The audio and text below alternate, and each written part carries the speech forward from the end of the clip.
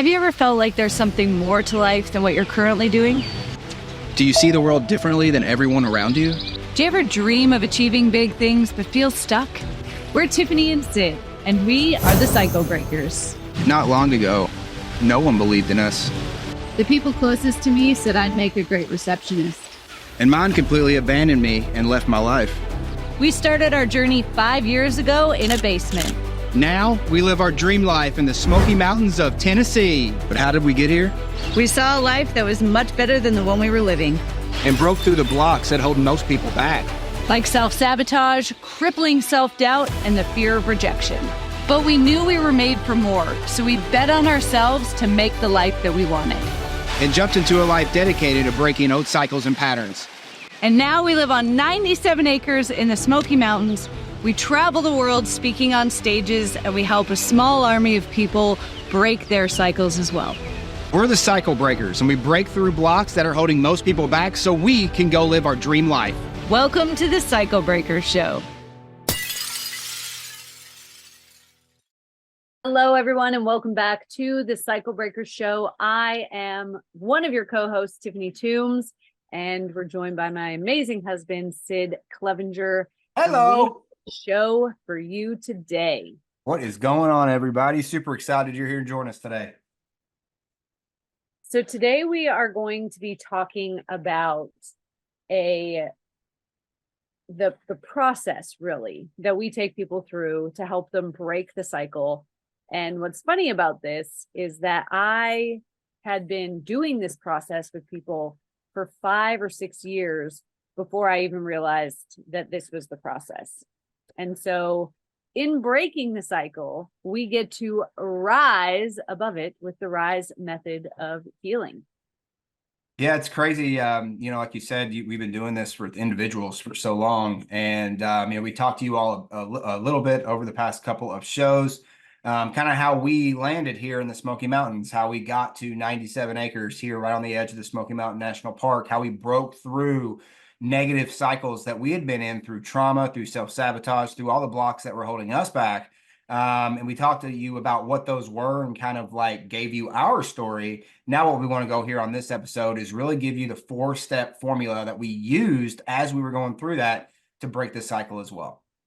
And this is the same formula that we use with all of our clients in our programs, both group programs and one-on-one. So let's go through it. So the R has 2 parts to it. First is recalibrate the nervous system. And the second part is to reprogram limiting beliefs. Now, what most people don't realize is that their nervous system is stuck in survival mode or in stress addiction, which we're going to talk about in the next episode for you. But you get stuck in this stress addicted survival mode state, and making change from that place is incredibly hard. And this is why most people end up in self-sabotage, is because they are attempting to make long-term change when their nervous system is focused on, how do I survive right now?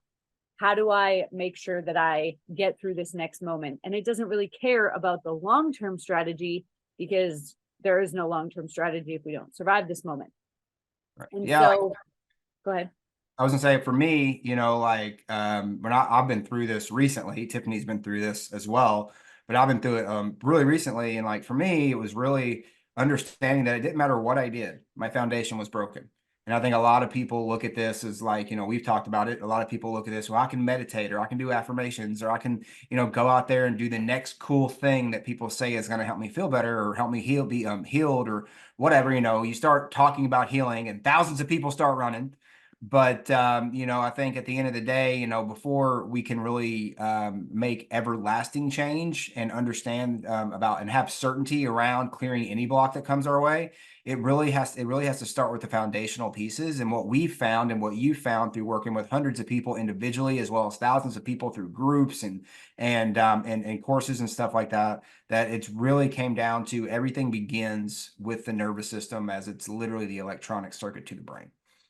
Absolutely. And so think of recalibrating the nervous system really like creating a solid foundation to build the rest of the growth and cycle breaking journey on. It's so much easier to deal with the people who are going to have something negative to say when you know how to regulate yourself.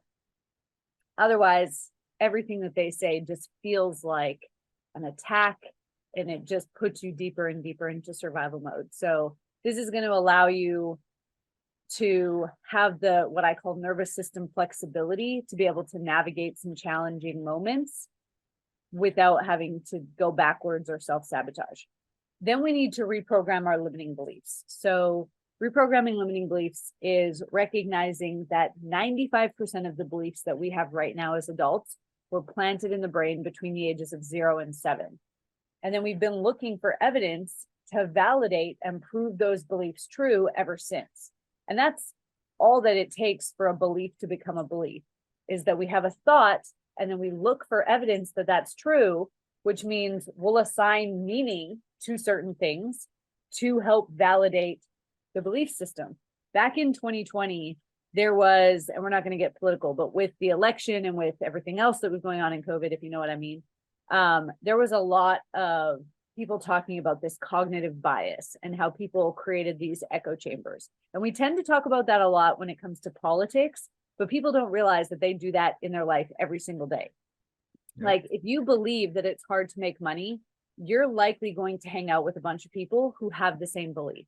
It's really challenging to be friends with somebody who, you know, one person is like, oh, $1 million is easy to make, without that changing your belief systems, because it's going to trigger you, right? And so we need to change these belief systems to align with where we're going, instead of based on meaning that we gave something when we really had no idea how the world even worked.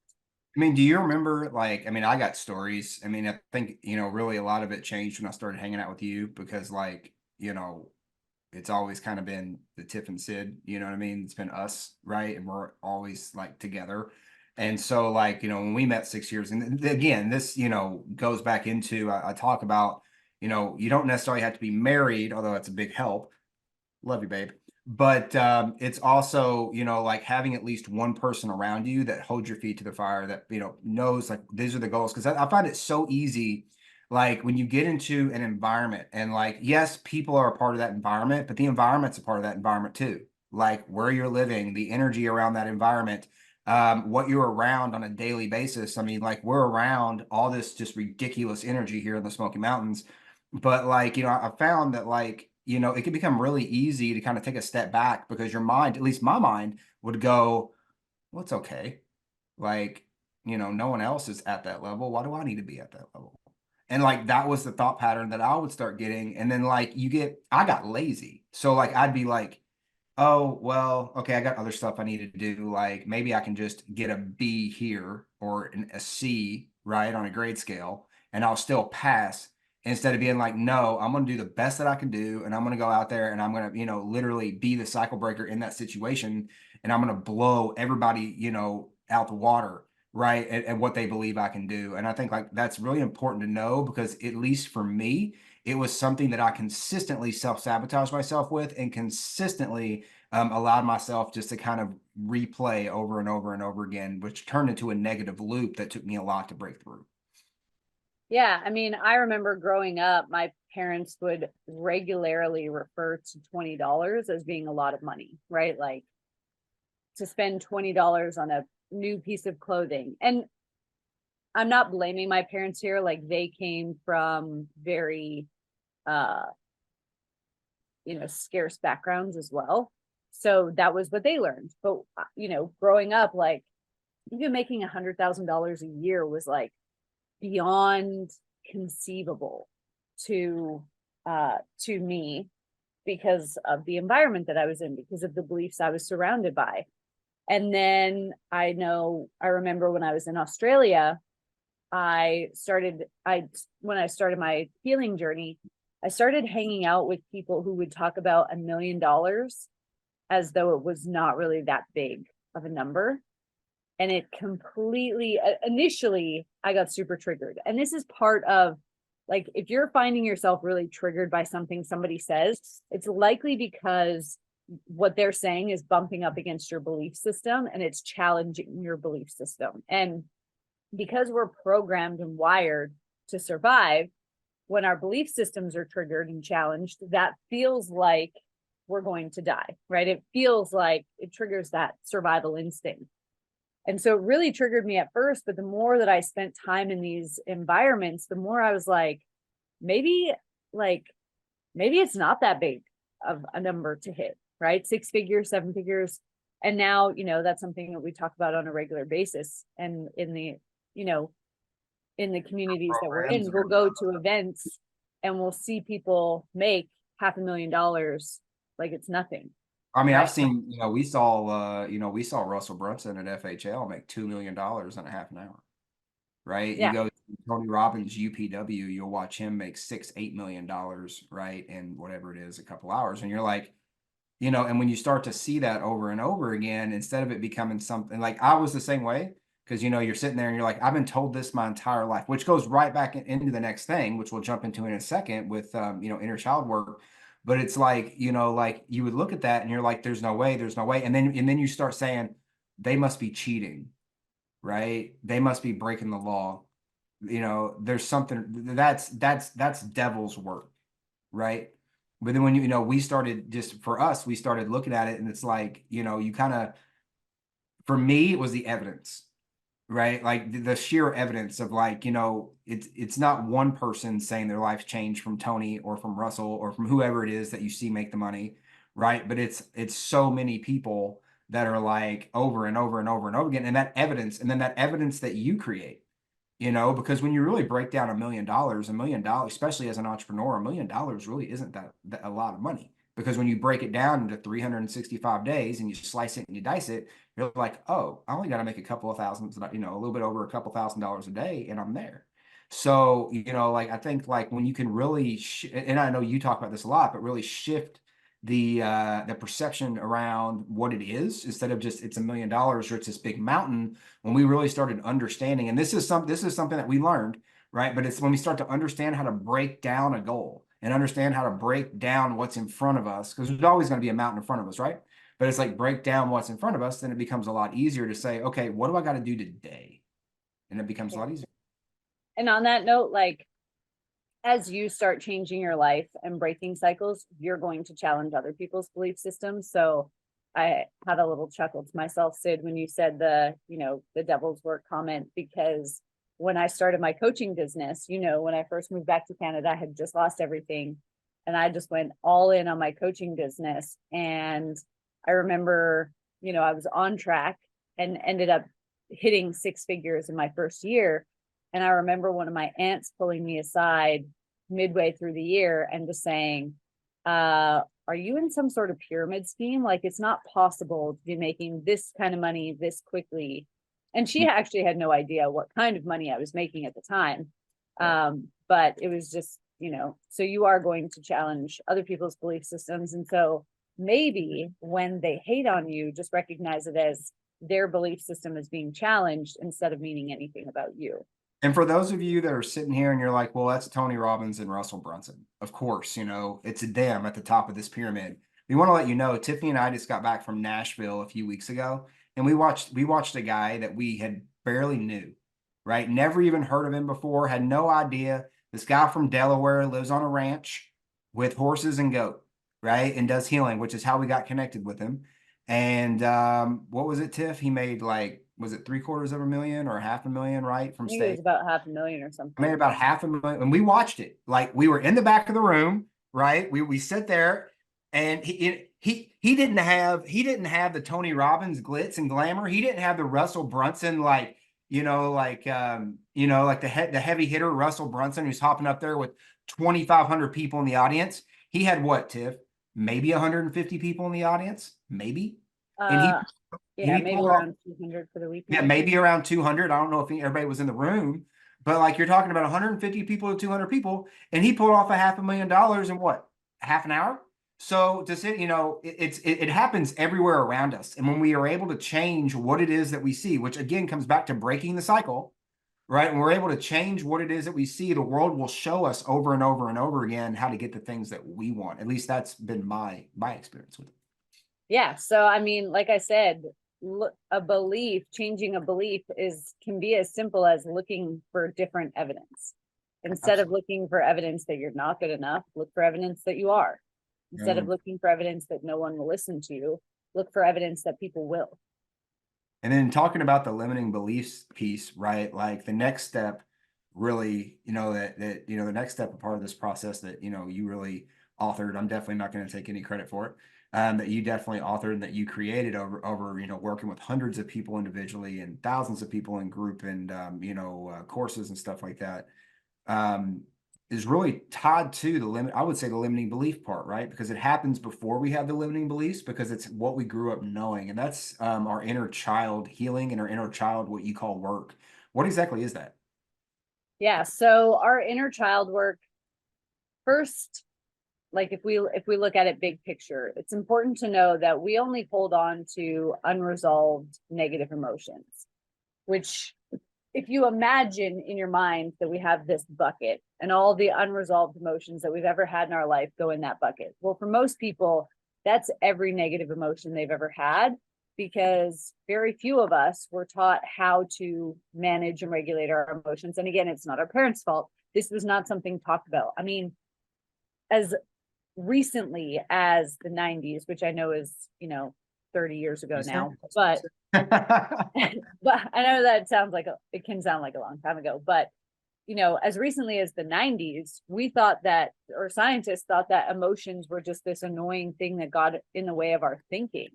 And so like within our lifetimes, there's been massive leap forwards in understanding how to regulate our emotions. So when I talk about the parents, I'm in no way like hating on your parents or being like, oh, they didn't raise you right.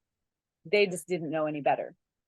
Yeah, I So mean, I don't think, me and you talk about our parents, but I also think it's generational, right? Like, I yeah, mean, people grew up in a different, we're talking, our parents grew up in the 70s.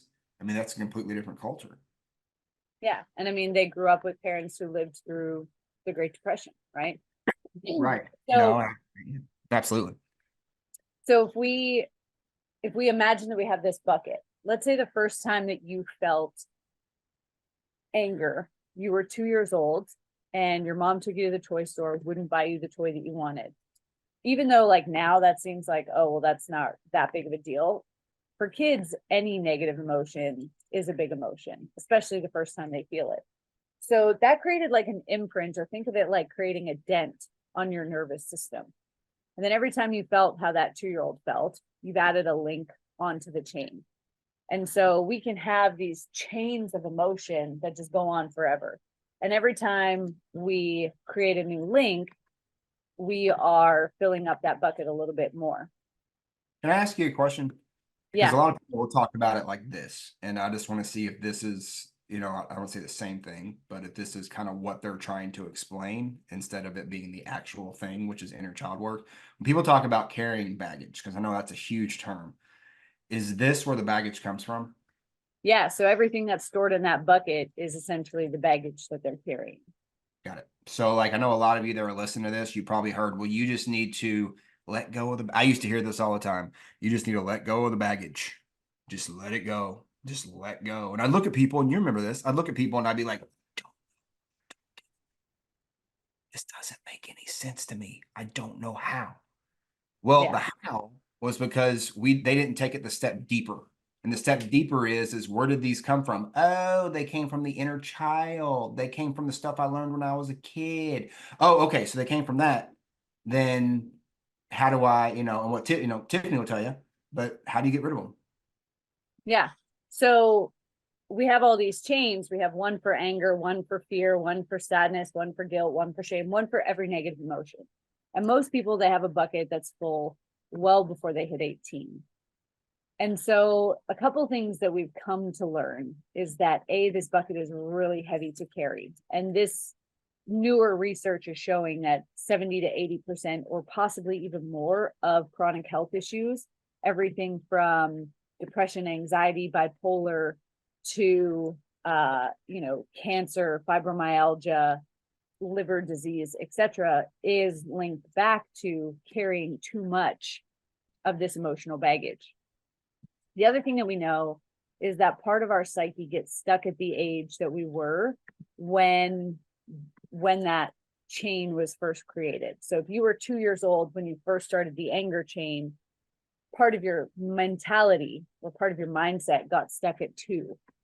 And then when we're in times of stress, which if you remember, I said most people live in a survival mode state, which means their body is under a fair amount of stress, then they revert back to that age to deal with the situation. So road rage is not how an adult responds to sitting in traffic.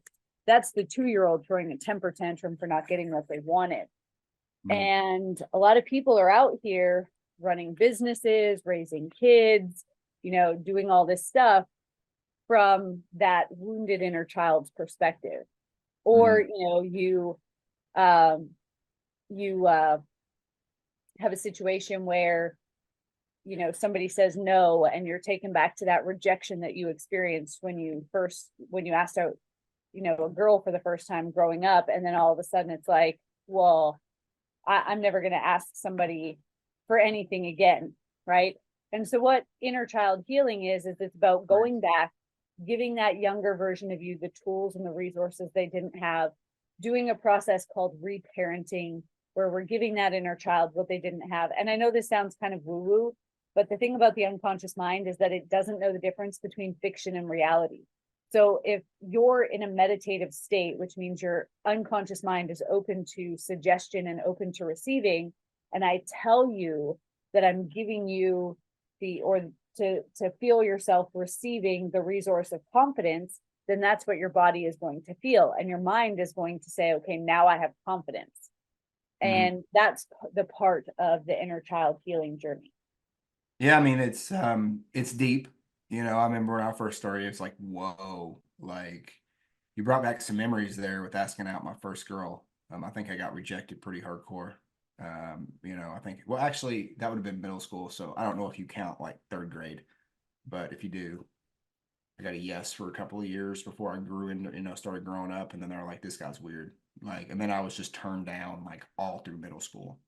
So anyway, but yeah, when you get into, the inner child, what's really cool about Rise is that everything's connected.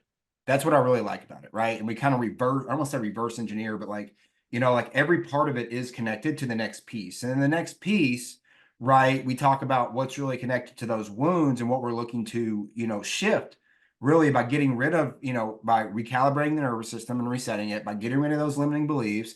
All of that was baggage that we carried, right, with our inner child, right? And then after we get through inner child, you then talk about the big one, which is, the piece where, you'll hear a lot of people think everything starts with a belief.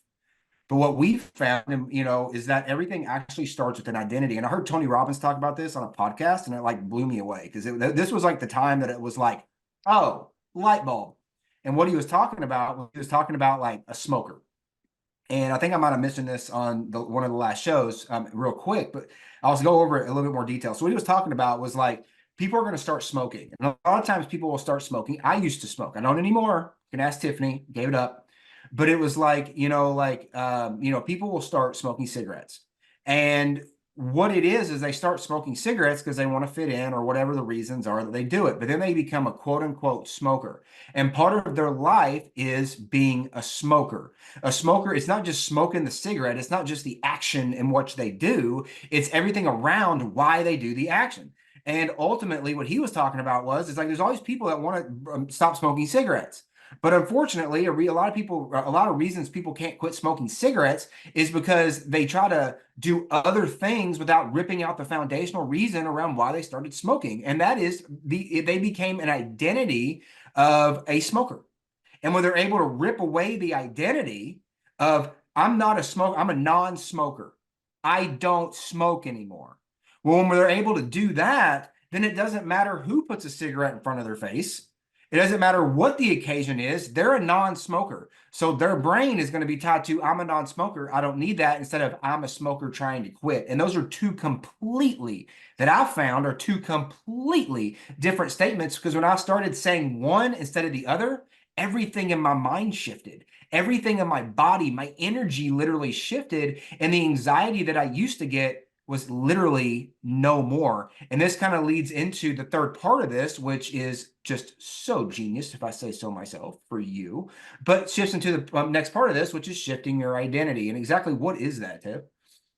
Yeah, so like you said, our identity is the foundation of who we are.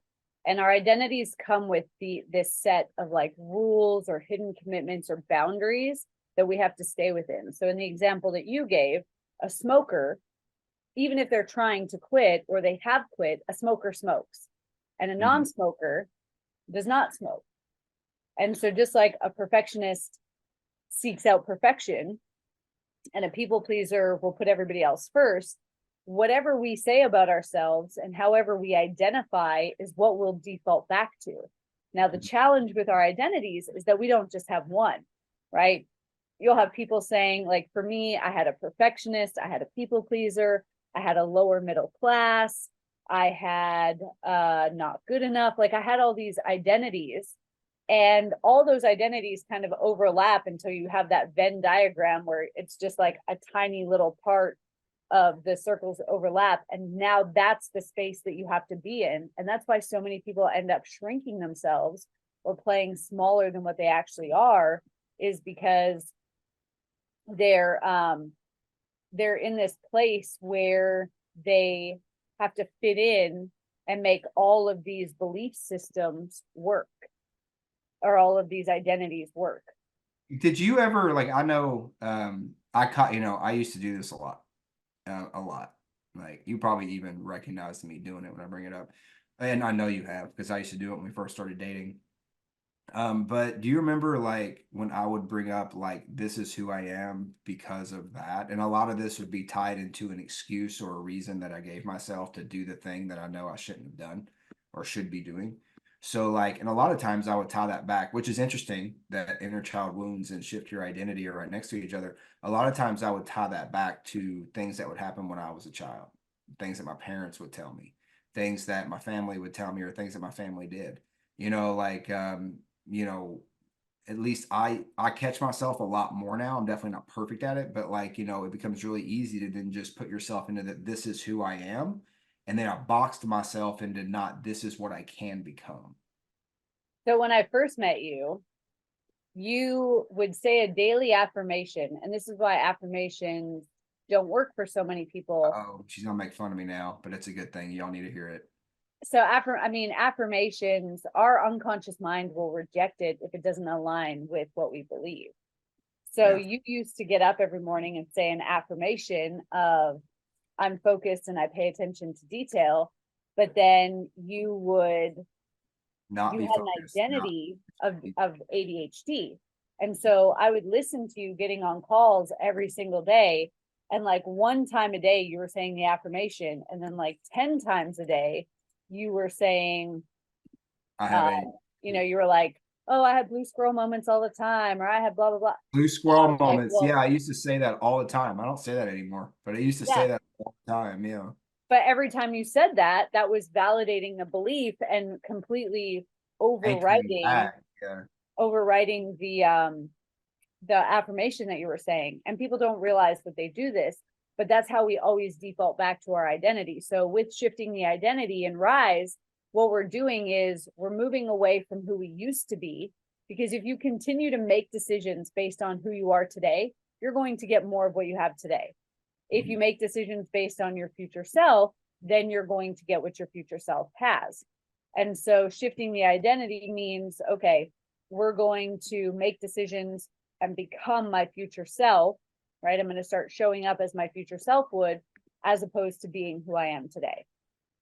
Yeah, man, you pulled a cat out of the hat there. It's interesting because now I'd completely forgotten that I used to say that. Now that you said, I would hop on what, like 6 or 8 calls a day. And I bet you I said it on every single call. Cause, like, it was almost a part of my script, and I would use it as kind of like an icebreaker. But yeah, Yeah. like, I would say that. And then, it was just kind of my go-to. Because I'd also conditioned myself that it was okay to have people laugh at me, because I Yeah. figured if people were laughing, at me or with, whatever, that would help make it easier for me to, like, have a conversation with them. But I was totally, like, backwards, like, now that I think about it, because, like, I was literally just giving them permission to talk in a way to me that increased my anxiety, that, put more blocks in front of me. and that built over and built over time. And I think a lot of people that are listening to this, that's probably something that you might have, right? Like, you know this, I have parents that used to say all the time, and you remember this, Sid, let's just be realistic. That would drive me nuts, right? But like now I look at it and it's like realistic isn't even a word that's in our vocabulary. I can't remember the last time you or I said it, right? Because like it to us, it's like, no, this is what we're going toward. And yeah, it's not realistic, but this is who we are. And I think like that entire shift is part of the shifting the identity. Now, when we do all these three things, this goes into the really cool one, because this is when we can take all of the things that we've gotten rid of, and now we've gotten rid of the bad crap in R and I, recalibrate nervous system, reprogram limiting beliefs, all of that. We get ourselves to a position, and now we can go and work on, inner child work is basically trauma healing. So we can get into the trauma healing. And then once we are able to, get ourselves to be able to heal the trauma, then we heal the trauma. And now we take that and we start kind of going in the next direction, right? And kind of point it toward, we're going to shift our identity and start walking forward. Then we get a chance to, after we shift the identity, begin expansion. And what exactly is, E, and specifically what does E mean to the people that go through RISE? Yeah, so E is all about expanding our potential. And depending on where people are, a lot of people like to start here, right? Like they're the biohackers and they want to do all these things to like hack their health and hack their mind. And I'm totally all for that. But if you don't, at the very least, if you haven't done the recalibration work of your nervous system, you're not going to be able to stay consistent with it. So expand your limitations and expand your potential is all about, how do I create systems for success that allow me to maximize the technology of who I am, right? We have inner technologies that people don't even realize that they are capable of using. And so this step is all about, how do we create systems that allow you to harness those technologies to the highest level so that you can accelerate your success, get to where you want to go faster. And so the journey is just easier to stick with instead of having like this constant roller coaster. I had a client a couple of years ago call me and say, how do I get rid of the ebbs and flows of life? And I was like, look, that is a part of life. Sure. Like challenges, it's a part of growth and it's a part of life. But instead of looking to stop the ebbs and flows, what we want is to build a better surfboard so that we can ride those waves easier. And then instead of feeling like we're being knocked over by a tsunami, now we're just surfing some gentle waves. So we're taking the magnitude of the ups and downs and we're shrinking them by using our inner technology to its highest degree. You know what I found too is like, especially now that, we've been through RISE, and obviously like RISE helped us get here to really the life that we wanted, 97 acres, simple life, East Tennessee, next to a national park, building a healing ranch, all the stuff that we wanted, that we talked about when we first met. But have you found that like now going through RISE, and especially when it comes to the E part of it and expansion, at least I know I've found a lot more certainty, because it now I don't look at it as, is it going to be anxiety? Is it going to be depression? Is it going to be, self-doubt, imposter syndrome, and on and on and on, all the different types of blocks that hold people back? Now I look at it and it's almost kind of like, bring it on, because I have the tools to be able to take care of any problem or any block or anything that gets in front of me that tries to take me down. And I think like for me, that's probably been my biggest takeaway with RISE ever since you initially took me through it, was like it literally gave me an amount of certainty. And that certainty that I now have, especially as a male, I'm not saying it's not important for females, but like as a male and as a father and as a husband, having that certainty just melts away stress, melts away anxiety, melts away those blocks that are emotional and that are feelings. And for me, it's filled me up with the emotions that I wanted and always wanted. And I think like that's what's been probably the biggest magic from it for me, is like, I don't just feel like let me get motivated in the morning, like I used to do. I mean, listen to 30 minutes motivational in the morning. like I used to do. I could pump myself up so I could be pumped up for 3 or 4 hours. And then like by the end of the day, I felt just as crappy as I did when I got up. I think like for me, it's completely changed me inside out because it's literally taken my soul and taken my heart, and it's literally fixed that. And once that was fixed, at least for me, a lot of things got easier. Life got easier. Yeah, I mean, it it does create certainty for the nervous system, which means you get a whole lot more energy back and you're not leaking energy. Your nervous system isn't leaking energy trying to be hyper vigilant, figuring out what could harm you or hurt you next. Mhm.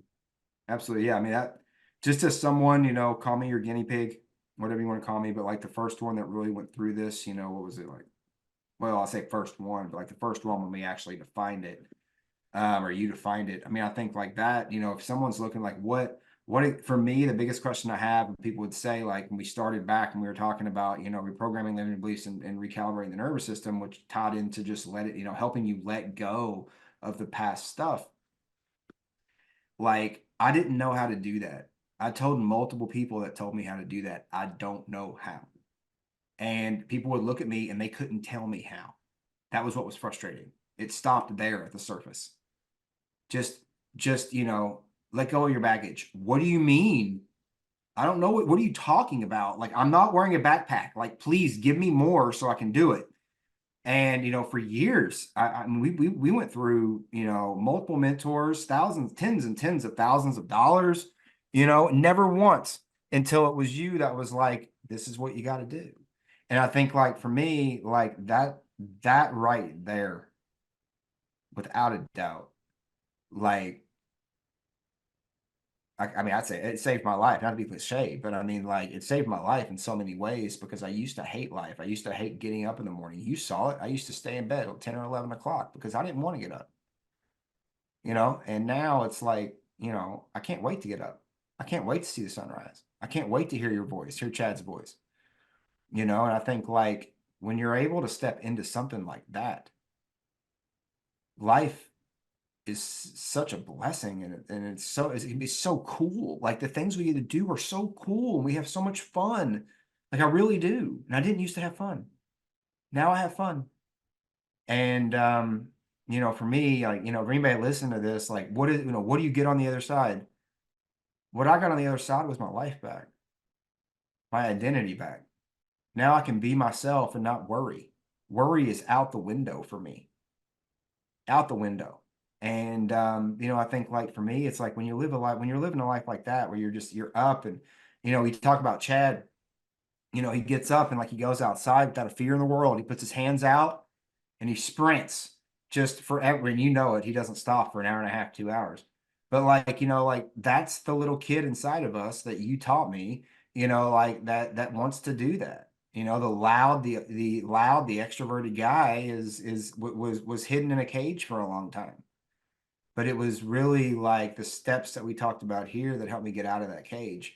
It Yeah, wasn't, we're anything else. not healing and breaking the cycle so that we can hold more trauma. We're healing and breaking the cycle so that we can hold success and Mhm. inner peace and joy.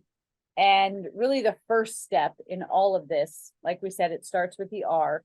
And that's why we put together the 7-day nervous system reset. It is You can get a that in the show notes down there. access that people can get. The link is in the show notes and in the description.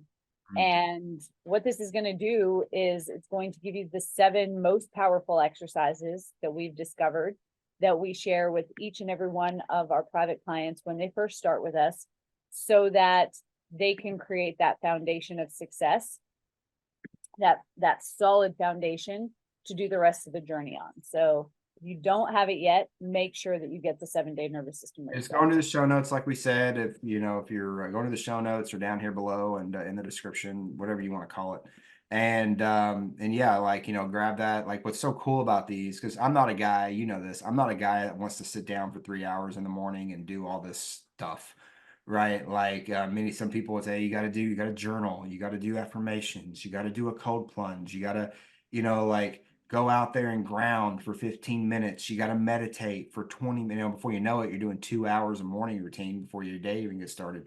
So like for me, I'm just like, what could I do? The coolest thing about this is like, when you told me, it's like a lot of these exercises are a couple of minutes. Like it literally is about like resetting a circuit. Like it's like an electronical, it's like turning a light switch on and off, or at least that's how I see it. And, Yeah. like for me, it's like, like you turn it on and you turn it off. And when you can when you can discover how to do that, this isn't a 2 or 3 hour process. This is a couple of minutes. And that's exactly what these exercises have been for me. And these exercises have been phenomenal, not just for me, but I was actually looking at it earlier today, for over 1,500 people now. So, it's really neat to see, how many people are really benefiting from these exercises and how many more to come, because at the end of the day, it's like, this is really where the what we call it, the rubber hits the road, right? Or whatever one of those acronyms are. I probably got it wrong. But, like this is really where things really start and traction really starts. It's where it did for me. And I'm confident it will happen for you guys too, for anybody. Absolutely. So that's it for today's episode. If you have any questions at all, get the app, get the 7-day nervous system reset, and you can drop your questions to us there. We will be back very soon with another episode jam-packed full of cycle-breaking, life-changing, transformational content for you. Yeah. Great. See y'all soon. Thank you for tuning into this episode of The Cycle Breakers, where this channel is all about helping people clear out the blocks that are holding them back. We have a free gift for you, and that free gift is called our 7-day nervous system reset. The 7-day nervous system reset is where we help you calibrate your nervous system so you can go out there and control your emotions and start to take more control of your life, helping clear the blocks that are holding you back so you can start stepping into that dream life. It's absolutely free, and you can grab it down here in the description. And remember, our friends, let's dare to heal.